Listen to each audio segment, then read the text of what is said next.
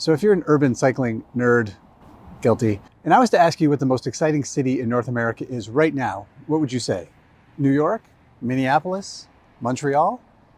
How about Edmonton? What? Yes, Edmonton.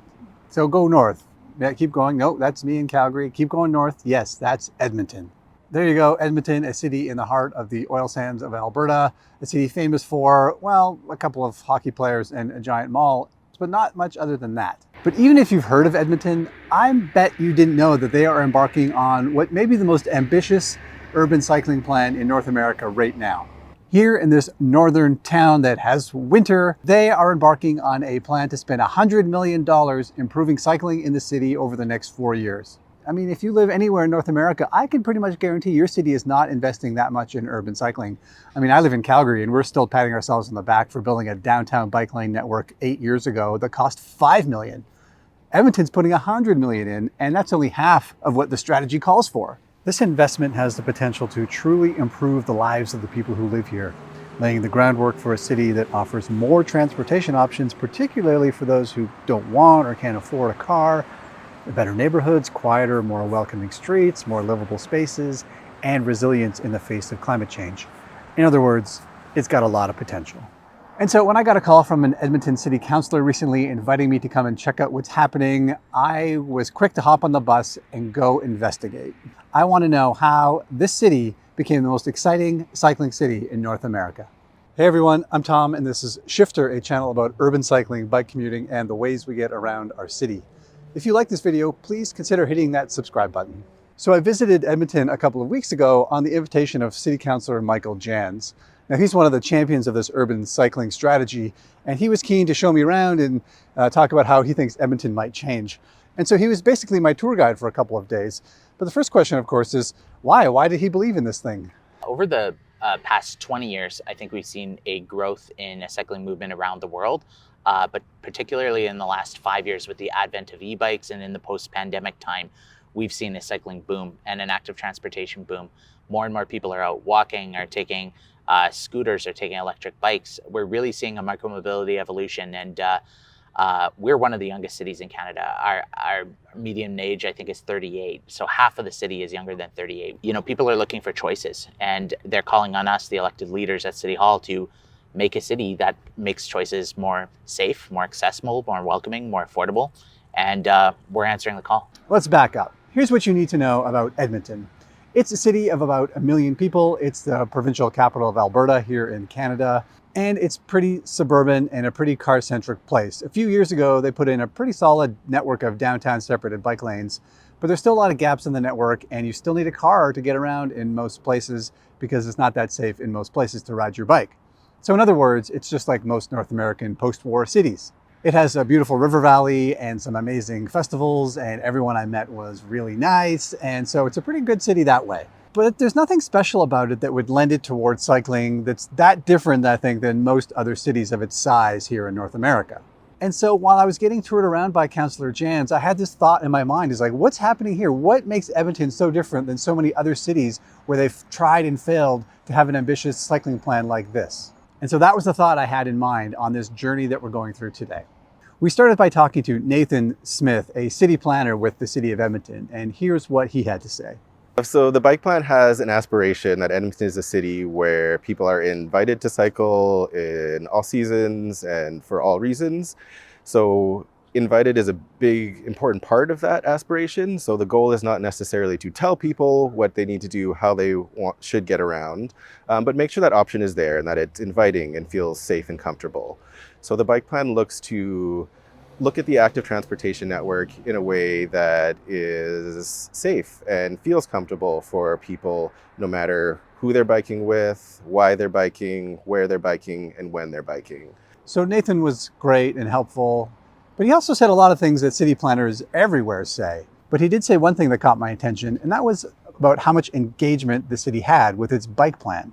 And this idea emerged again when I met Jason from the Urban Development Institute. Now, this is an organization that represents like land developers and home builders, and is maybe not the first organization you'd think of when you're talking about urban transportation. I mean, the stereotype is that they are always advocating for more suburban land so they can put up cheap and profitable suburban housing. But that's not what I heard from Jason.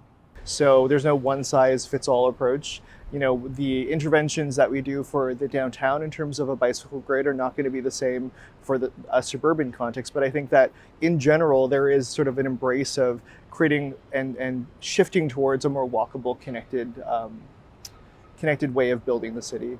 The development industry and those who shape our communities are building places for people. The people that live in Edmonton are not a monolith. They all have a variety of expectations of what they'd like to see in their community. So I was a bit surprised to hear someone representing the development industry talking about these urban issues in that kind of way. But then it reminded me that Edmonton has actually been at the forefront of some pretty significant planning changes in recent years. Edmonton got rid of parking minimums a few years ago, which is a pretty big deal. A lot of cities have been talking about this for years, but have never actually managed to make it happen. Parking minimum require builders to put in a certain number of parking places per dwelling unit. We're hearing all over the place these days that parking minimums can have a real negative impact on density and affordability, but Edmonton got rid of them completely a couple of years ago. It's also already doing interesting projects like taking this overbuilt collector road and turning it into a more complete street with, better pedestrian and cycling facilities, more trees, better landscaping, and just an improved vibe and environment for everybody. So this got me thinking that maybe this cycling investment isn't such a big deal for Edmonton. Maybe it's not a huge leap because they've been having these tough conversations for a while. On this, Jason sort of agreed with that. There's a strong, engaged ecosystem of different stakeholders, whether it's developers, whether it's the industry, whether it's planners, architects, engineers, even community leagues, community organizations. I find it really fascinating. Everybody seems to know what the city plan is. Something as simple as combining your land use plan with your transportation plan is something that Edmonton did when adopting the city plan in 2020. So now we're thinking about how the buildings, the places that we shape are also influenced by how people move around. And I think a strong indicator of support for active transportation, not only from the development industry, but multiple stakeholders in the city, is that all of them know what the city plan is. Next, I hit up the bike advocates. These are my people. And I met with Stephen Reitz of the group Paths for People, which advocates for active transportation. And he had a similar take in that there are a whole bunch of people in Edmonton aligned with the idea that cycling should be safer and easier for all kinds of people. There's a ton of different community-oriented groups in Edmonton that have been pushing towards that common goal of let's make a large investment in cycling and let's actually implement the infrastructure. And those groups, like their role has been to rep the communities that they come from. So whether it's like individual community leagues or like the Edmonton Federation of Community Leagues, everybody's coming from a different part of the city or a different kind of community or stakeholder and pushing for that common vision, like selling it to their community and then also selling it to council. Every city has bike advocacy groups who argue for the need for better, safe bike infrastructure, right? But they often run into this brick wall known as the business community. And these are business owners who think that cars are essential to their business. And if we give any space away from motor vehicles towards cycling, that people are going to suddenly stop coming to their store and business will die. And Edmonton certainly has its business owners who fall into this category as well. But it's also got people like Jeff Nachagal, who owns a bakery called Sugared and Spiced. Now, his bakery operates out of this unique back alley laneway thing. And he told me that one of the reasons he liked this quirky location was actually because there was a bike lane nearby and because a surface parking lot recently was converted away from parking and into like a little parklet. I could see that being an important piece of traffic that's kind of under the radar. Everyone sees the big arterial in front of us and on the side. And I read books. I know people on bikes patronize businesses that they go past. People in cars, some of them going past here live 10 kilometers that way and they work 5 kilometers that way. We hear them go by and they don't notice sometimes. People on bikes know we're here. So that's one of the reasons we picked the spot. Isn't that great that he said he reads books, therefore he believes in this? Okay, so there's lots of people who like this idea, but you can't get bike lanes built in a democracy without politicians. And one of those politicians here in Edmonton is Ashley Salvatore, and she joined us for a ride to talk about this in an interesting spot. It was an older, less affluent, more diverse neighborhood that actually has some pretty good separated bike lanes right now, which kind of belied the notion that bike lanes are only for, middle-class white guys with beards. Anyway, I asked Councillor Salvatore why she put some of her political capital into this bike plan. It's not just about creating this, beautiful urbanist utopia. It's about options. It's about choice. It's about showing that this is going to help us create a more affordable city, a more sustainable city, a more fiscally responsible city, and one that takes climate change seriously. So ensuring it's not just an isolated conversation about bike infrastructure versus other modes. It's about having a holistic conversation about why this is an important part of building a city that works for everyone. I also wanted to ask Councillor Salvatore about the cost of this bike strategy, because there is some sticker shock with a number like $100 million. And I'm sure people are saying, I've got a pothole on my street that hasn't been fixed, yet you're spending $100 million on those damn cyclists. Well, here's what she had to say about that. I have many thoughts on that one. One interchange, one overpass is $150, $180 million. For a fraction of that, we're going to get the foundations of a citywide bike network. It is incredibly valuable to be able to provide those comparators, because when you say the number 100 million, yeah, that seems like a really large number, and yes, it's a significant investment, but in comparison to other investments that we make as a city, in comparison to our $8 to $10 billion road network, this is a small investment that's going to have huge returns for Edmontonians. I think we worked it out. It's in terms of an actual tax increase on an average home here in Edmonton, it's about 33 cents. So the return on investment is fantastic. So finally, I got a chance to sit down with my tour guide, Councillor Michael Janz, and ask him why he's putting so much of his political capital into the cycling plan here in this northern suburban city. There's more young people, there's more people starting their careers here. It's a very affordable city relative to others in Canada, and more of the people coming here are saying we want more transportation choices. So I think all of us as parents want to know that our kids will be safe, our loved ones will be safe, and that's ultimately what this is about. And when you think about how much it costs, it's really immaterial compared to the cost of disease, of asthma, of pollution, of car crashes, of all of the harms that auto-centric development has caused on North America. It's not saying that you go car free, but maybe you can go car less. Maybe your friends can go car less. Maybe you have more choices in our city, and that's really exciting. I also wanted to know what he thought this $100 million will mean. How will the city be different in 4 or 5 years? So this is going to allow a series of connections throughout our city that wherever you are, you should be able to go A to B in a safe, connected, separated, accessible way. And that's really exciting, especially for the most marginalized groups who want to get out and move. What we've seen over the last decades is some leadership, but some patchwork leadership that's allowed, a good chunk here, a good chunk there, but they haven't necessarily been needed together. Okay, so all this was really interesting. And after spending a couple of days with Councillor Janz, I left feeling pretty excited about the future for Edmonton. And that's great for Edmontonians. I think this is really going to benefit everybody in the city. But I also was looking for something that might help all of you in other cities in your quest to make your cities more bike friendly. Because there are city planners and bike advocates and even politicians in cities all over the place who are trying to do the same thing but can't seem to get any headway. I mean, the original question of this video was, what makes Edmonton unique that this could happen here? And it took me a while to sort of think on this question, but after a while I started to realize that maybe the answer wasn't in the politicians and the advocates. Maybe the answer came from this gathering of people we met on a brisk Friday morning right at sunrise. This is Coffee Outside, an informal gathering of people that's been happening on the street here for years, every Friday morning for years here in Edmonton. This is Darren. He's an ER doctor who shows up every Friday morning with this portable coffee brewer and makes coffee for people. And people on bikes just stop by and they chat. It was here that I met Carly, who's doing her PhD research on cycling.